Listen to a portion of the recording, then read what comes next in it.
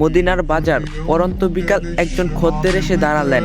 একজন সাহাবার দোকানে একটা পণ্যের দাম শুনে ক্রয় করতে সম্মত হলেন ক্রেতা, কিন্তু তাকে আশ্চর্য করে দিয়ে সাহাবা দূরের আরেকটি দোকান দেখিয়ে বললেন পণ্যটি সেখান থেকে ক্রয় করতে, দাম একই, জিনিসও একই। ক্রেতা গেলেন অন্য দোকানে, পণ্য কিনে ফেরত আসলেন প্রথম দোকানে। তার মনে তখন আশ্চর্য ভাবনা ঢেউ খেয়েছে। সাহাবা তখন অন্য আরেকজন খদ্দের সাথে কথা বলছে। সাহাবা জিজ্ঞাসা করলেন ক্রেতাকে, পাওনি তোমার জিনিস?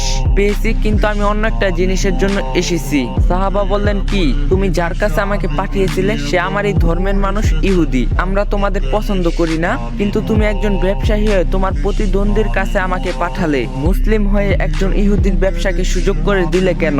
কারণ আল্লাহ আমাকে আজকের মতো যথেষ্ট পরিমাণ রিজিক দিয়েছে, আর ওই বেচারা সকাল থেকে বসে আছে, আজ কোনো বিক্রি হয়নি ওর। তারও তো পরিবার আছে, একজন খদ্দের পেলে তারও ন্যূনতম চাহিদাটুকু হয়তো মিটবে। ক্রেতাটি হতবাক হয়ে ভাবল, যে ধর্মের মানুষের কল্যাণের কথা এভাবে মানুষকে ভাবতে শেখায় সেটা সত্য মিথ্যা হতে পারে না। পণ্য কিনতে এসে ইহুদি ব্যক্তিটি জান্নাত কিনে নিয়ে চলে গেল। সাহাবারা নামি দামি ভার্সিটির ছাত্র ছিল না, তাদের অভিধানে সায়েন্স, ফিজিক্স বা কেমিস্ট্রির মতো কঠিন সব ধারণাও ছিল না। ছিল না MBA কিংবা BBA এর মতো সার্টিফিকেট, ছিল না মাস্টার বা ডিগ্রি ডক্টরস। তারা ছিলেন রাসূলুল্লাহ সাল্লাল্লাহু আলাইহি ইসলামের মসজিদের ছাত্র, ছিলেন তারা আদর্শের গড়া মহৎ হৃদয়ের মানুষ।